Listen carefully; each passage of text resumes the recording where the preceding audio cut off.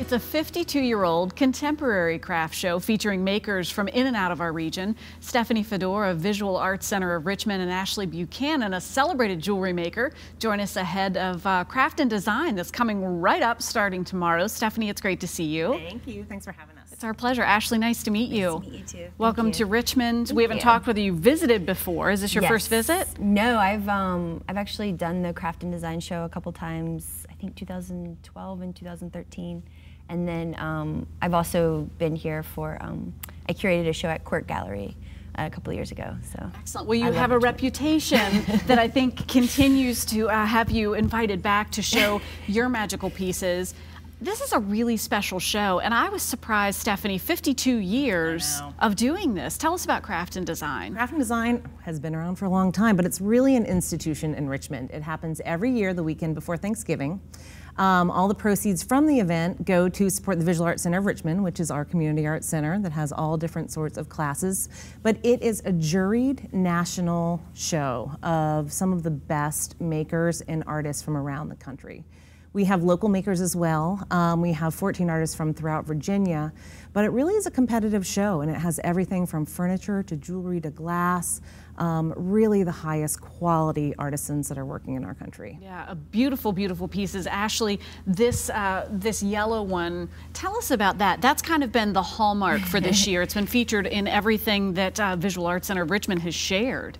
Yeah, so this is sort of a more wearable version of the piece that you've seen in the ads and everything. But so I brought some of my tools to kind of help people understand how everything is made. So it's all hand cut out of brass sheet metal with this little saw right here.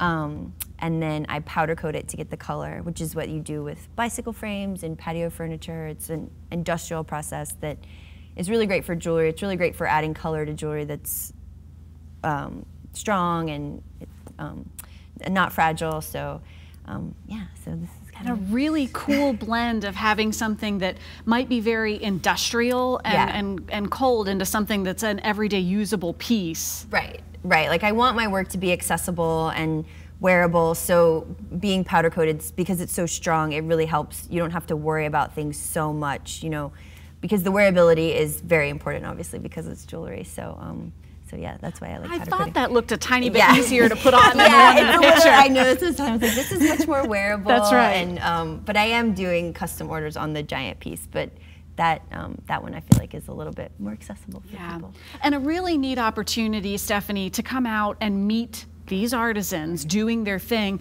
and maybe talk about ideas. I don't know if you do other colors, but if you said, well, I'm super into like electric purple and that's what I need, maybe you can work with those artists to do those creations. Right, well that's the real opportunity this weekend, is that all the booths are hosted by the artists who make these objects.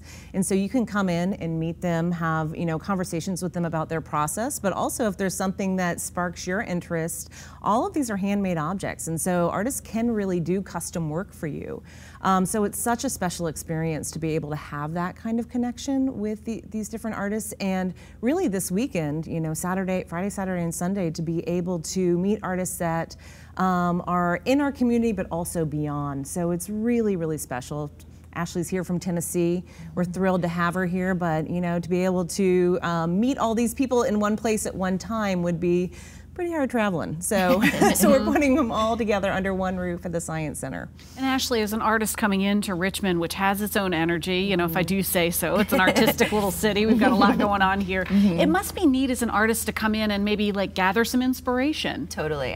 We were talking earlier about, I live in somewhat of a small place and I'm not really exposed to that much, and so traveling to places like Richmond, for me, it's very important, and I really feel like it filters its way into my practice, being able to visit the museum and see all the different cultures and different people here, and it really, definitely, it's part of the thing I love about my job the most. Yeah. Stephanie, I'm sorry, go ahead. That's it. Just coming and seeing different things. Stephanie and I were talking and telling you about the new event that had launched in October, Artober VA, and it was a showcase of all these culture and arts and different activities in the region.